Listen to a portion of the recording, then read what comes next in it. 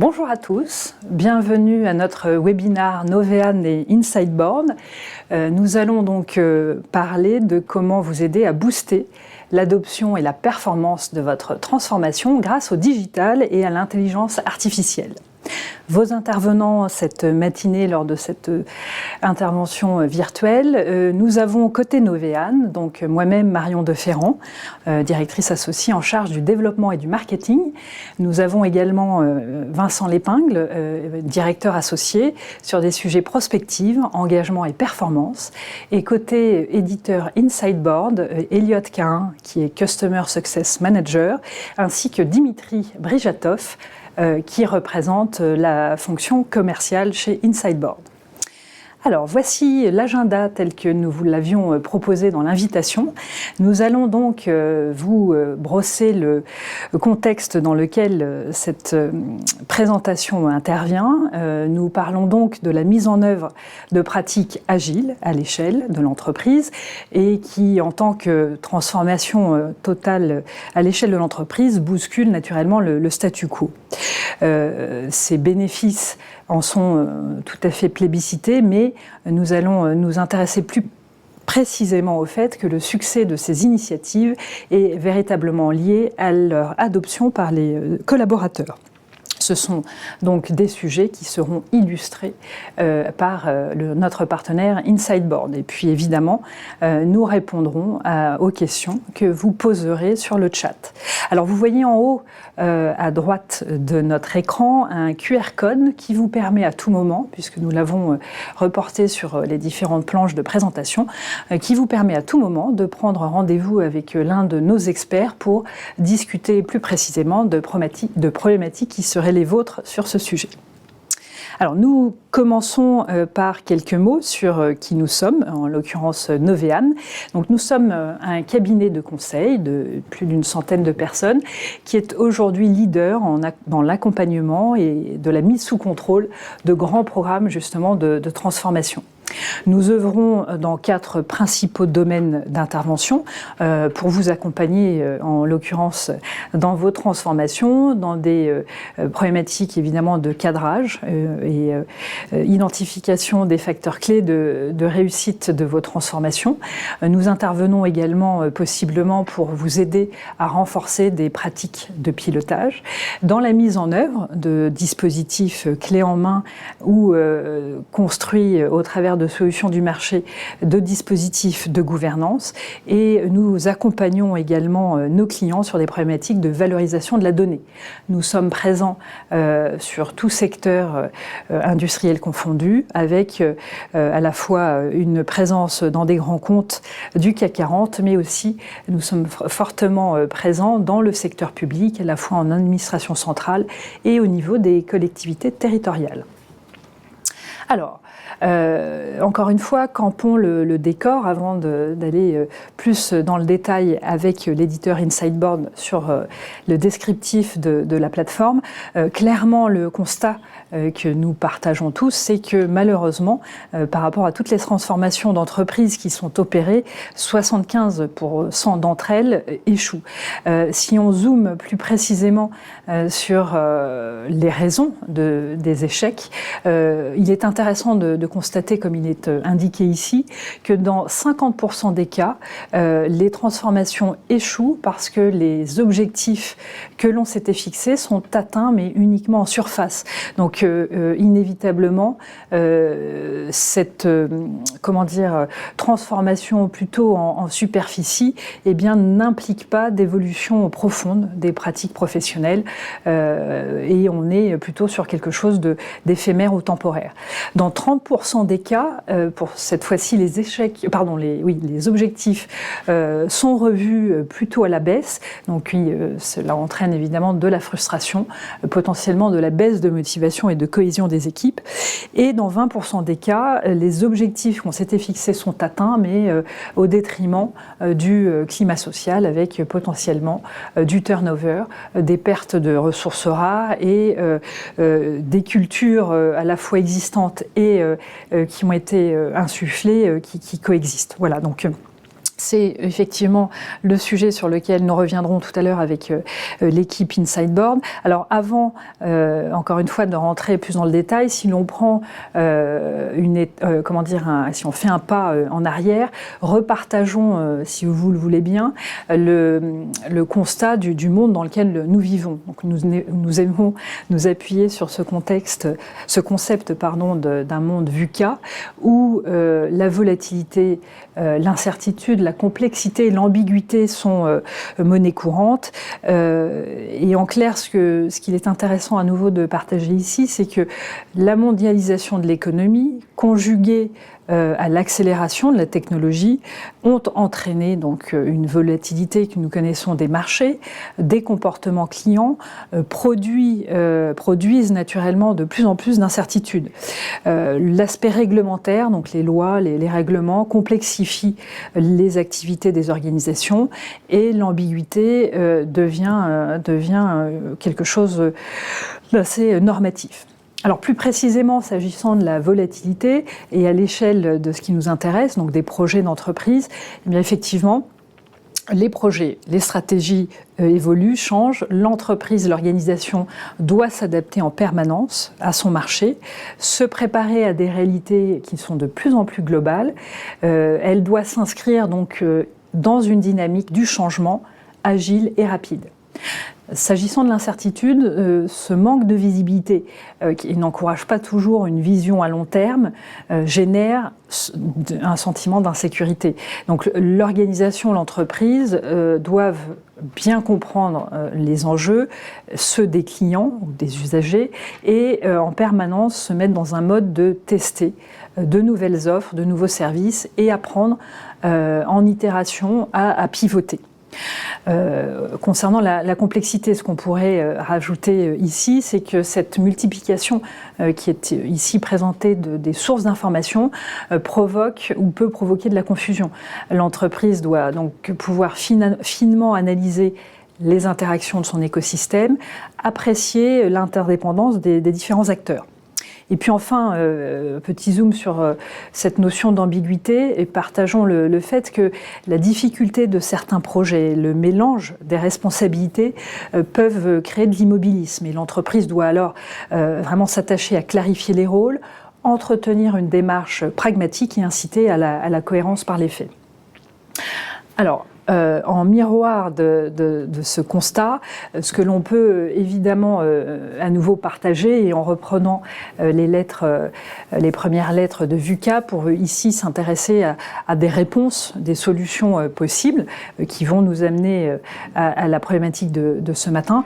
Effectivement, pour pouvoir répondre pour pouvoir donc contrer les impacts de ce monde VUCA, l'organisation, si elle construit un vrai projet d'entreprise autour de sa vision qui doit être portée pour fédérer ces individus, si elle a à cœur de rendre compréhensible, de passer le temps nécessaire pour expliquer cette vision de façon claire et régulière, eh bien on est d'ores et déjà dans un facteur clé de cette gestion du changement qui devient la norme. Évidemment, quand on parle d'agile, mais c'est tout à fait ici démontré la résultante de ce monde VUCA, on met le client au cœur, le client et ses attentes, et sa définition de la valeur attendue au cœur, au centre de l'attention de toute l'organisation, des métiers, des compétences.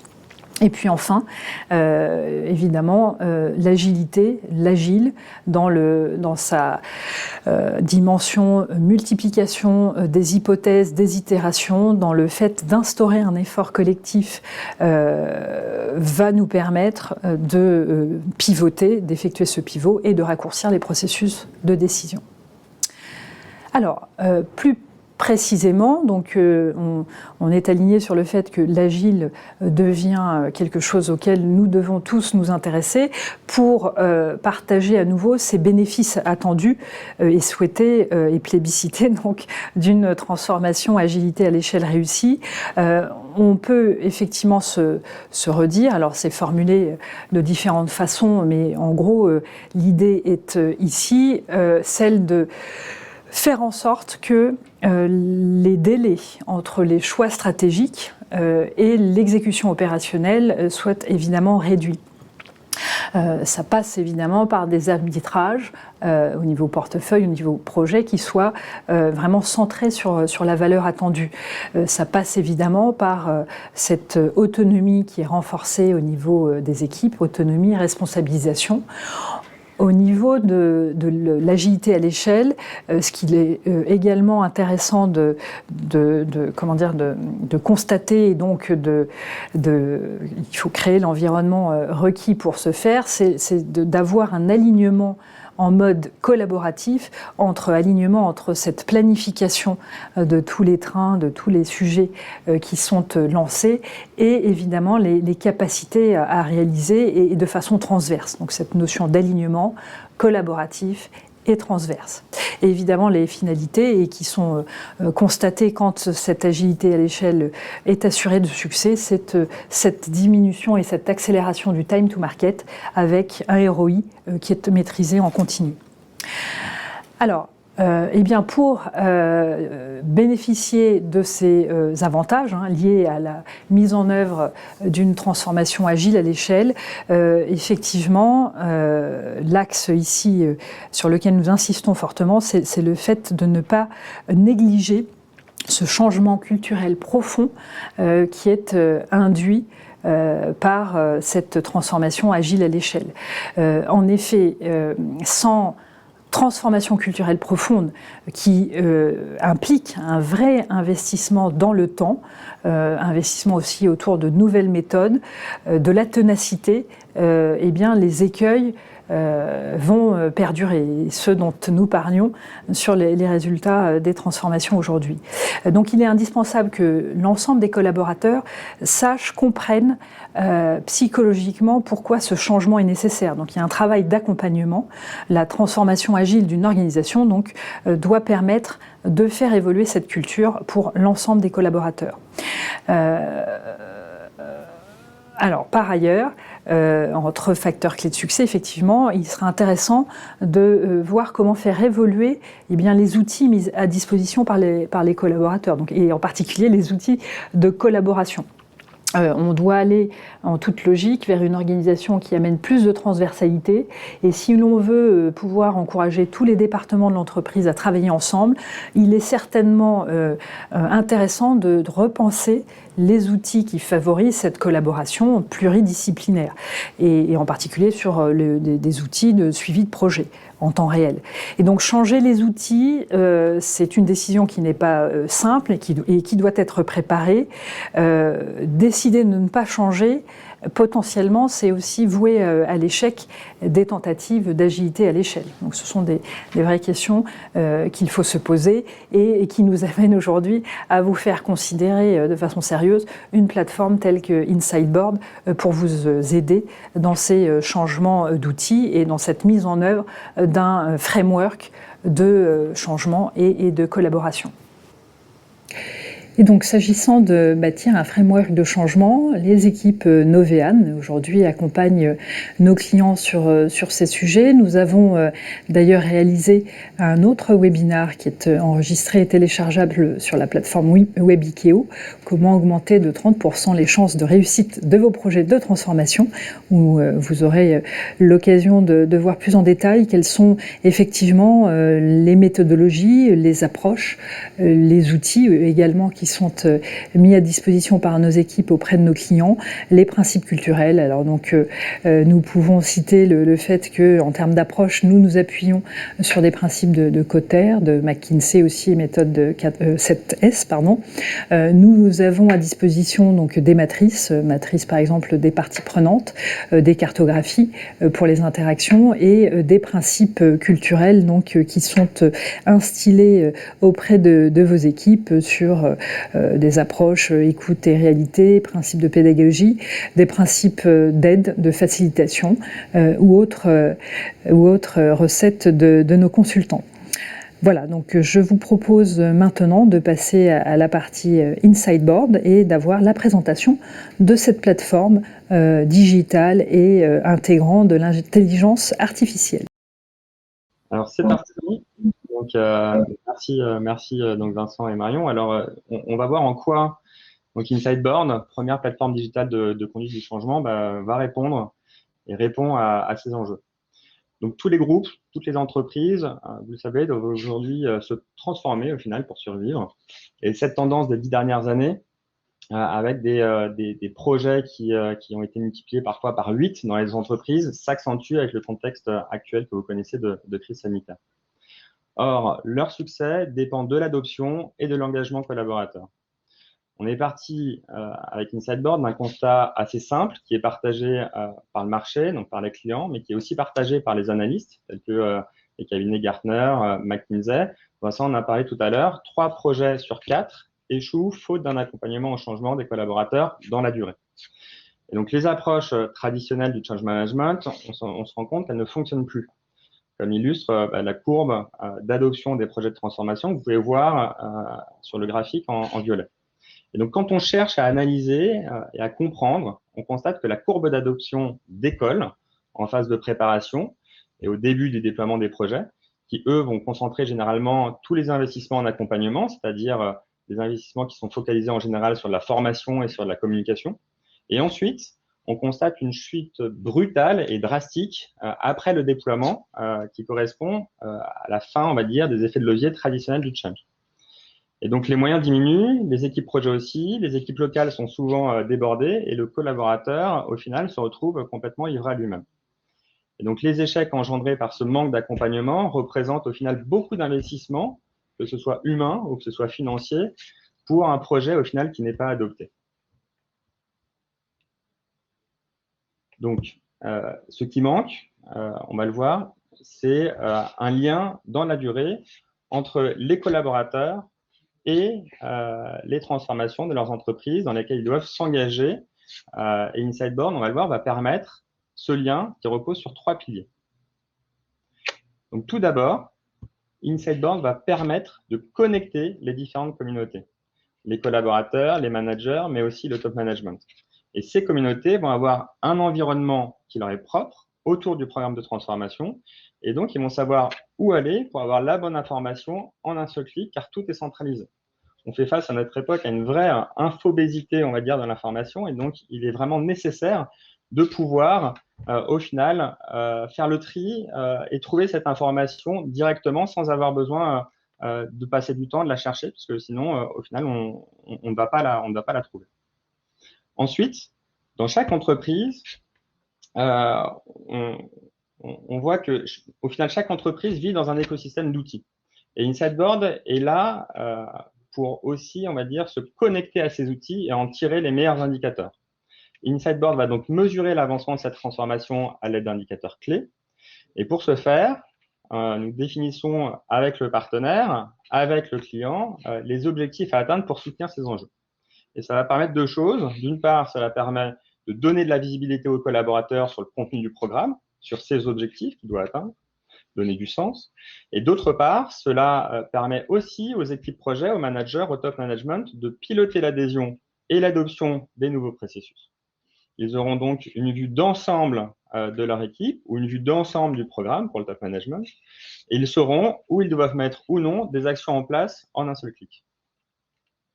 Enfin, Insideboard va engager les différents cercles via une multitude de leviers.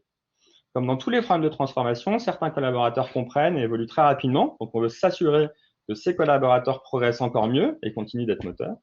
Et vous avez aussi celui qui n'a retenu que 10% des messages ou celui qui ne comprend pas pourquoi changer. Et on doit donc leur parler différemment. Il s'agit de pouvoir parler à chaque employé un par un, de manière personnalisée, afin que le changement, au final, s'opère pour tout le monde. Et la seule façon de le faire, lorsque vous avez des milliers d'employés, c'est d'utiliser l'intelligence artificielle. Et donc, notre plateforme va comprendre le profil du collaborateur, s'adapter à lui en lui parlant de manière spécifique, avec le levier qui fonctionne pour lui et qui est adapté à son niveau. Et donc, on le voit, il y a une multitude de leviers qu'on va activer. Il va y avoir certaines personnes qui vont être plus appétentes à des systèmes de gamification, d'autres qui vont être plus sensibles à du micro-learning, d'autres qui vont préférer des recommandations de la part de leur pairs, de la part d'ambassadeurs, ou d'autres qui vont préférer lire des posts de bonnes pratiques pour pouvoir évoluer.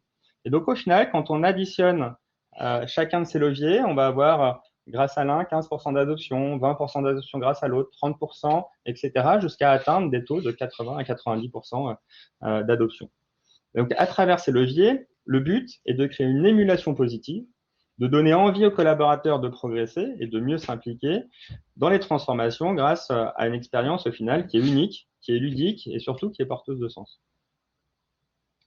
Et donc, grâce à cela, InsightBoard permet d'inverser cette courbe, justement, en tout cas la chute de cette courbe, et de maximiser l'adoption des collaborateurs grâce aux différents leviers qu'on vient de voir et à l'intelligence artificielle, avec au final d'excellents résultats qui sont constatés sur les courbes d'adoption de nos clients, puisque 100% ont doublé, voire triplé leurs objectifs d'adoption et de performance.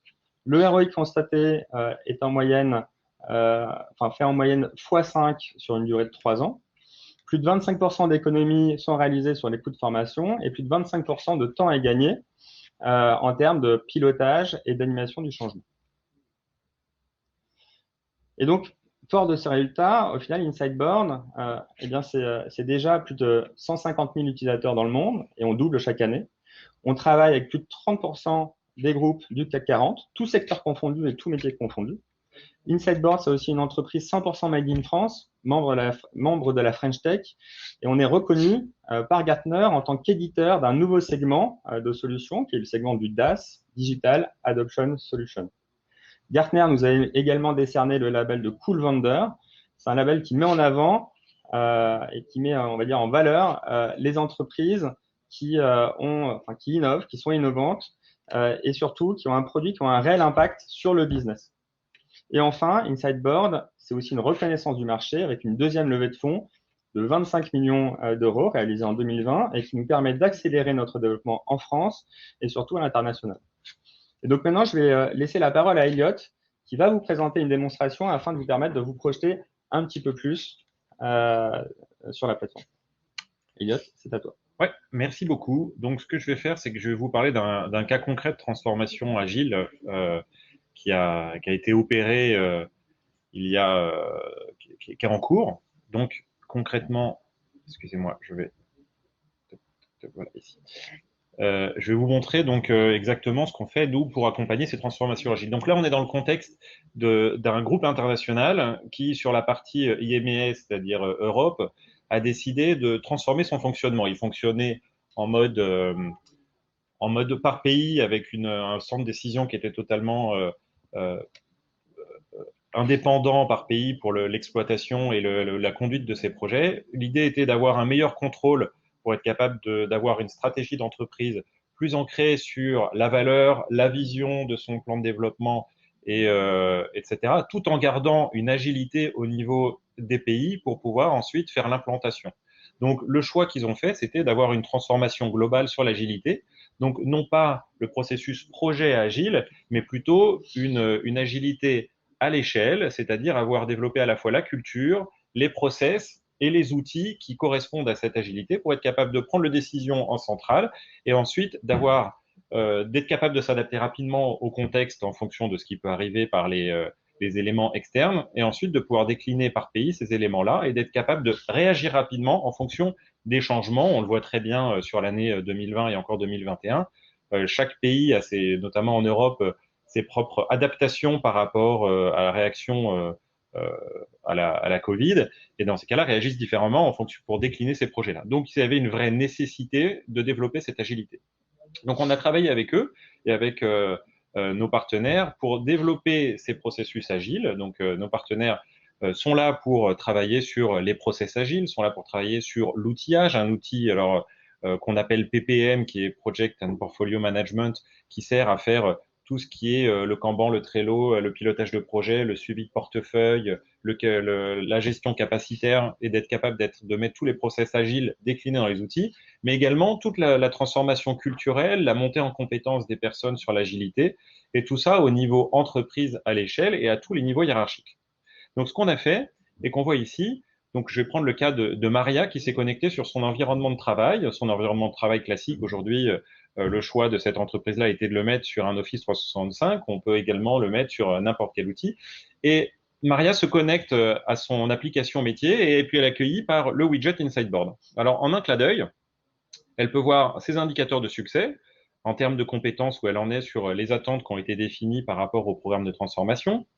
Elle va également suivre ce qui est attendu par rapport à son niveau global, mais tout ce qui est les outils PPM, on le verra plus tôt. Elle voit également son niveau d'adoption, c'est-à-dire les points qu'il a gagnés grâce à son activité, en fonction de l'activité qu'elle va réaliser dans l'agilité et dans toute sa transformation agile, que ce soit des activités récurrentes dans les outils, que ce soit sur sa participation sociale, sa participation dans les différentes tribus et les contributions sur le déploiement de ce programme d'agilité. Elle va pouvoir suivre sa progression.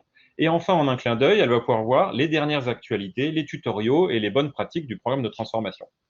Et Maria s'aperçoit que son indicateur de time to market, parce que cette entreprise-là, l'idée, c'était de maintenir et même d'améliorer son time to market, il pouvait être faible. Donc, elle va en un clic, Maria va rejoindre la plateforme Insideboard et être redirigée vers le board. Alors, qu'est-ce qu'elle va trouver, Maria, qui est product owner? Elle va trouver son score d'adoption et sa position dans le classement général. Donc, Maria, elle est dans une équipe, mais elle est aussi dans un pays, et elle peut voir également son niveau au niveau programme. Et ses objectifs de succès qu'elle retrouve ici, donc comme on l'a dit, on sait que dans ces programmes de transformation, généralement, on va suivre 4 différents types d'indicateurs. Un indicateur qui est plutôt sur de l'adoption d'outils, parce qu'on sait que ce soit les programmes de transformation agile ou d'autres programmes de transformation, il y a généralement un outil au centre et qu'il y a un sujet d'adoption de cet outil-là, mais cet outil, l'adoption de l'outil n'est évidemment pas suffisant pour progresser. Et donc derrière, il y a l'utilisation de l'outil et notamment la data quality qui va être dedans, qui va être suivie avec des objectifs. Et puis la montée en compétence sur les process, sur les skills, les process, la compétence et son adoption, les bonnes pratiques, etc. autour de l'agilité. Et enfin, la finalité qui est vraiment la performance qui est attendue par l'entreprise, donc c'est la réelle valeur attendue, c'est ici la time to market. Et puis ensuite, en dessous, elle va attendre le détail de ces indicateurs, le number of pre-go analysis, etc. et l'ensemble de ces indicateurs sur lesquels elle va pouvoir se comparer à ses pairs. Alors sur Insideboard, elle constate, comme on l'a dit, que le time to market, elle pouvait être progressée parce que l'objectif était bien moindre que 5 mois. Et justement, elle reçoit une notification qui est qu'elle va pouvoir consulter et sur lequel elle va avoir une recommandation pour progresser sur son time to market. Donc cette recommandation, elle est indépendante, personnelle, en fonction de son niveau des indicateurs. Elle arrive au bon moment à la bonne personne sur des sujets qui vont être sensibles pour cette personne-là. Donc on a un accompagnement extrêmement personnalisé qui est géré par l'intelligence artificielle d'Insideboard et qui va recommander un dernier post qui a été produit par Livia, qui est une ambassadeur, c'est un autre profil, un autre persona, qui elle a été détectée naturellement pour être capable de démultiplier l'accompagnement au changement sur les différentes postes. Et donc, en suivant cette recommandation qui lui est poussée dans l'outil par notification, mais également par mail, une recommandation personnalisée, elle va être capable de découvrir un nouvel article pour progresser sur le lien entre son outil de gestion de projet, Trello ou autre outil Kanban ou outil agile qu'il peut y avoir qu'on a pour gérer l'agile, et puis le lien avec son indicateur de performance. Et en lisant ses bonnes pratiques, en lisant ses testimonies, en lisant des différents éléments, elle va pouvoir progresser et faire améliorer son indicateur de time to market. Elle peut également suivre des formations. Donc Maria va pouvoir aller consulter certaines formations, certaines qu'elle aura déjà fait, pour progresser sur certains éléments. Donc ici, on a des formations qui sont plutôt orientées outils parce que ils avaient fait un diagnostic aujourd'hui de leurs outils. On voyait qu'ils étaient en pur décalage sur leur gestion avec l'agilité. Donc il y a eu un premier diagnostic de fait, des recommandations, et donc un nouvel outillage transverse groupe et non plus par pays pour être capable de gérer cette déclinaison de l'agile au niveau des éléments. Donc il y a beaucoup eu de formations sur ces éléments-là. Et d'un clic, elle va pouvoir suivre les formations. Le but, c'est d'avoir des micro-formations de moins de 5 minutes sur des thèmes extrêmement précis qui vont être identifiés par les ambassadeurs. Et en allant sur la première étape, elle va avoir un contenu informationnel, des liens avec des documents qui vont pouvoir l'aider à aller plus loin, et enfin un quiz qui va lui permettre d'évaluer son niveau de performance. En remplissant son quiz et en validant le parcours de formation, elle va gagner des points en fonction de si elle a bien réussi du premier coup, elle va gagner plus ou moins de points. Et ces points-là, ça va lui permettre de suivre son niveau d'adoption, son niveau d'implication et d'engagement dans cette transformation, jusqu'à obtenir un niveau ultimate. Donc ça, c'est un petit peu l'aspect gamification, gaming du jeu qui va travailler un petit peu sur l'engagement des personnes avec une compétition, le gain de points. On sait que c'est des choses qui sont tirées des systèmes de jeu, du gaming, et qui permettent de stimuler, de créer un peu une émulation positive dans tout ce dynamisme-là. Et au fur et à mesure, ça va lui permettre toujours de revenir et de progresser dans ces indicateurs et de s'évaluer ici. D'un point de vue du programme de transformation en lui-même, là on a parlé de Maria qui est product owner, mais au niveau global du programme, on va pouvoir avoir ces niveaux-là en système de poupée russe et d'agréger le niveau d'adoption, le niveau d'engagement sur cette transformation-là par population, par pays, voire par équipe, pour être capable de concentrer l'énergie de la conduite du changement qui, on sait, on a des ressources finies. C'est toujours des projets qui sont très larges et qui nécessitent une adaptation. Et il faut concentrer son énergie en change sur les populations qui le nécessitent pour avoir, grosso modo, un bon ROI et être capable d'arriver à ces finalités. Donc, avec le système de poupée russe et de comparaison avec l'ensemble des éléments, les chefs de programme, les responsables de programme de cette transformation-là vont pouvoir concentrer et focaliser les ambassadeurs sur les bonnes populations et faire progresser les différents éléments. Évidemment, dans tous ces éléments-là, on a du contenu qui est pour faire progresser, mais également tout ce qui est la vision projet, les indications et toute l'actualité projet pour être capable de se projeter dans cette transformation-là. Pour donner un ordre de grandeur sur cet aspect-là, donc là, on était sur 13 pays européens et une transformation de 1200 personnes autour de ce programme de transformation agile. On a beaucoup travaillé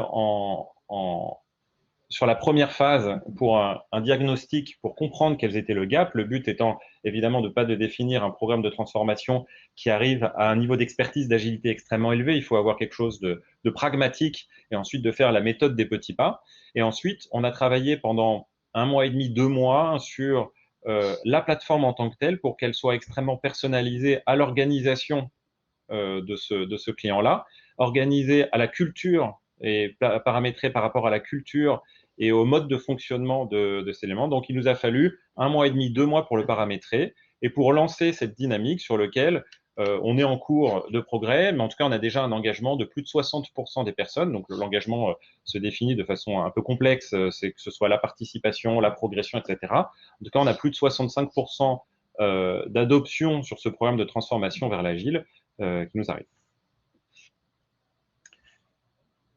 Voilà pour la partie démonstration de l'outil.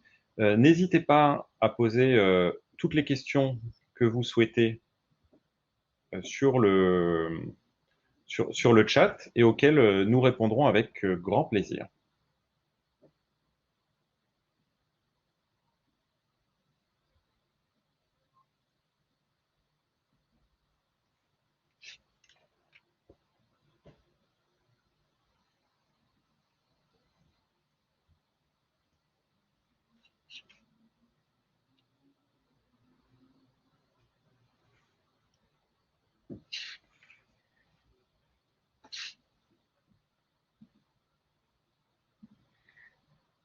Alors, pour information, je vais compléter en attendant que les questions soient récupérées à côté. Les indicateurs qui sont extrêmement cruciaux en fait sur cette dynamique de transformation agile, parce que l'agilité c'est extrêmement large, ils sont récupérés d'une façon, comme l'a expliqué tout à l'heure Dimitri. Le but, c'est ne tirer que des indicateurs qui soient sur un seul outil, parce qu'on sait que c'est des indicateurs qui vont venir peut-être d'un outil de gestion de projet, peut-être des indicateurs qui vont être sur la contribution, donc des éléments sur la mise en place de rituels, et donc peut-être sur un autre outil qui va être de planification. Donc c'est une combinaison qui est réfléchie avec nos clients et qui doit être extrêmement réfléchie pour être orientée valeur et enjeu. Donc tout le challenge, notamment dans une transformation agile, le but n'est pas de suivre l'effet de mode et de dire je vais faire de l'agile, c'est pourquoi je fais de l'agile. Donc là, par exemple, dans ce contexte client, on était sur un aspect time to market. Certains clients peuvent avoir d'autres objectifs et tout le travail est de cadrer et de travailler, et c'est quasiment le principal ici, c'est de travailler sur cette notion d'enjeux et de bénéfices attendus pour l'entreprise pour être capable de suivre l'adoption en vue de ces éléments-là. Et ça, c'est extrêmement important dans ces transformations. Et InsightBoard permet à la fois de suivre cette adoption, mais surtout d'animer l'évolution de ces indicateurs. Et comme tu l'indiquais, Elliot, quelle que soit en fait la solution ou les solutions, les outillages requis, puisque dans une transformation agile à l'échelle, on peut imaginer que on ait plusieurs solutions. Tu as parlé de la partie gestion de projet, on peut effectivement imaginer qu'il y ait du Jira, des solutions de gestion aussi de portefeuille de projet ou toute autre application qui nous permettent de renforcer l'adoption et de suivre les objectifs type OKR que l'organisation s'est fixé pour mesurer cette adoption. Exactement. Exactement. La méthode OKR est extrêmement utile pour toutes les transformations culturelles et l'agilité est généralement une transformation culturelle comme l'a précisé Vincent et Marie. Est-ce que nous avons des questions? Alors une question, peut-on avoir différents enjeux selon les équipes pour adresser la diversité des équipes? Donc plusieurs enjeux, différents enjeux selon les équipes pour traiter de la diversité des différentes équipes. Alors, je vais y répondre oui, complètement. En fait, c'est extrêmement juste. En fait, la diversité des enjeux, et notamment quand on parle d'agilité, quand on veut transformer une agilité à l'échelle, les enjeux d'agilité pour une équipe industrielle ou pour une équipe de R&D ou pour une équipe commerciale ou pour une équipe qui sont plus sur du business pur en mode projet sont extrêmement différents et les attentes de l'agilité ne sont pas les mêmes. Donc, effectivement, nous, on fonctionne aussi par communauté. Là, on a vu que c'était une structuration qui était par pays parce que c'était une nécessité pour ce projet-là. On se structure également par communauté sur lequel on peut avoir des communautés extrêmement mixtes. Et ensuite, on va définir les enjeux. Donc, on définit, nous, dans le processus justement de cadrage, dans les 2 mois de cadrage de la solution, on va travailler sur les différents personas. Il y a des personas sur lesquels la finalité et les attentes, les bénéfices attendus d'une transformation agile sont extrêmement différents et c'est une nécessité de travailler sur ces personas et de construire des indicateurs de succès qui soient différents par rapport à ces populations, par rapport aux équipes, par rapport aux métiers, et ensuite d'animer différemment ces choses-là. D'où après l'identification d'ambassadeurs par communauté et d'avoir une dynamique parallèle. Il peut y avoir des communautés globales et puis des communautés par métier ou par principauté. Si on prend des product owners, on ne va pas forcément avoir les mêmes enjeux que certaines autres populations qui sont là-dedans, et notamment les compétences ne vont pas être les mêmes. Donc, c'est une excellente question, et oui, c'est même une nécessité d'identifier ces différentes équipes et de traiter différemment ces populations-là.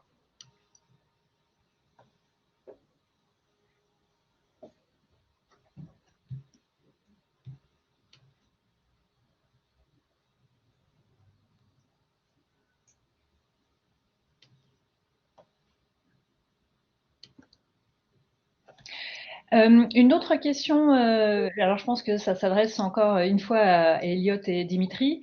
Quelles sont, de façon un peu plus concrète, lors de la mise en œuvre de la plateforme Insideboard, les différentes phases de cette mise en œuvre et puis la durée, si c'est possible d'y répondre, mais je sais que c'est pas simple, la durée moyenne d'un projet mis en œuvre de la plateforme Insideboard? Ouais. Je peux peut-être prendre cette question. Donc, Insideboard, au final, est à même d'intervenir sur toutes les phases d'un projet, quel que soit le projet de transformation donné, de la préparation à l'implémentation et à la continuation au final de ce projet. Et ce, en général, sur une durée qui va commencer de 3 mois, on va dire, jusqu'à 3, 4, 5 ans. Ça dépend justement du projet en question et de la durée du projet. Et si je vais compléter effectivement l'implémentation, et puis après, l'idée, c'est d'accompagner les indicateurs. C'est-à-dire qu'on parlait tout à l'heure des communautés ou des équipes qui ont des indicateurs différents.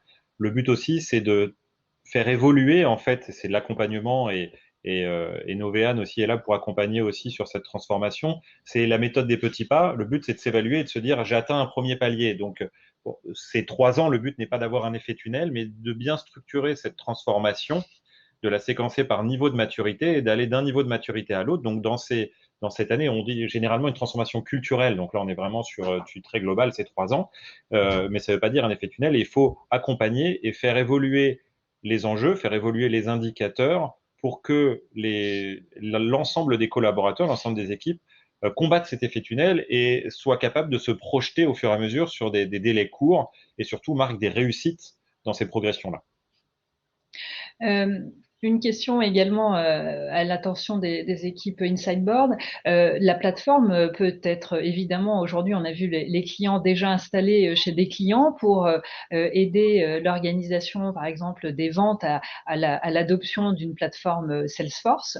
Est-ce que, de facto, aujourd'hui, vous avez du retour d'expérience de ces clients qui ont fait le choix de Inside Board et qui ont eu du retour sur investissement, donc sur une démarche déploiement Salesforce et qui vont utiliser ou utilisent la plateforme pour être accompagnés dans un déploiement ServiceNow ou, comme on l'évoquait aujourd'hui, dans une démarche de transformation et par exemple d'agile à l'échelle.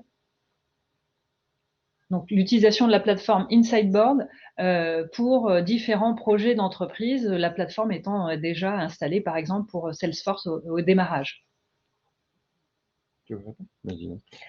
Oui, effectivement, en fait, le Insideboard, c'est une plateforme qui a été faite pour être au centre de la transformation d'une manière générale, qui est assez flexible pour être capable de s'adapter à des transformations qui sont outils, mais également culturelles, non outillées, etc.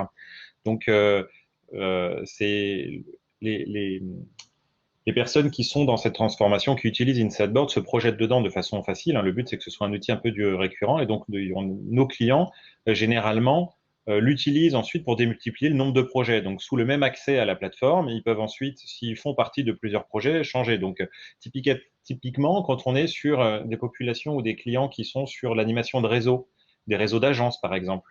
Il y a des projets qui peuvent être en centrale, qui sont généralement générés par le central et qui ont des difficultés ensuite à démultiplier sur les différentes agences et qui sont réparties, par exemple, sur tout le territoire français.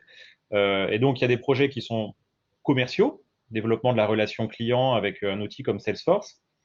Et puis, l'idée, c'est de faire grossir ça et d'aller au step d'après et d'avoir des sujets ensuite qui peuvent être jusqu'à un niveau de relation client avec du NPS et de l'animation d'un Net Promoter Score et de la Customer Satisfaction, de pousser des produits, donc ça va être de la connaissance client et donc va animer tout ce réseau-là. Donc, en fait, ça devient une sorte d'écosystème grandissant en fonction des populations sur les différents projets, les différents types de projets qu'on peut.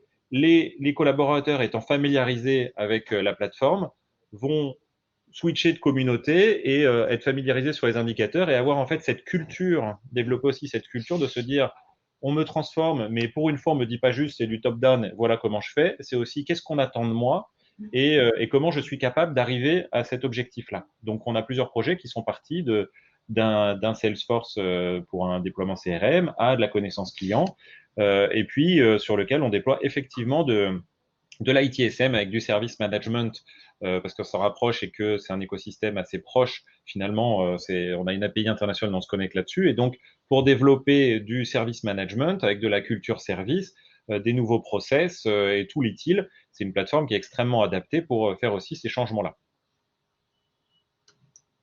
Très bien, merci Elliot pour ces précisions. Il me semble que nous avons fait le tour des questions. Je n'en vois pas d'autres postées sur le chat.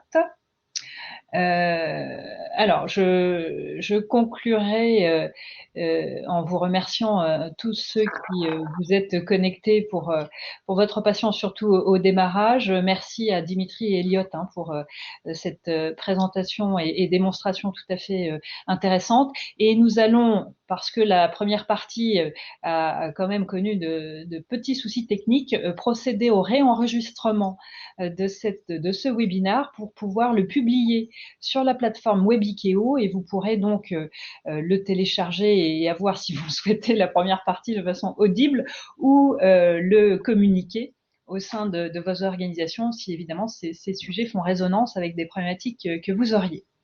Voilà, donc il me reste à vous remercier tous, participants, d'être avec nous ce matin et puis à toute l'équipe Insideboard pour cette présentation, à l'équipe évidemment Novéane. Et donc, je vous dis à très bientôt. Merci à tous et au revoir. Merci beaucoup Marion et Vincent également pour cette invitation et ce. Merci à tous et très bonne journée. Merci à tous, bonne journée. Au revoir.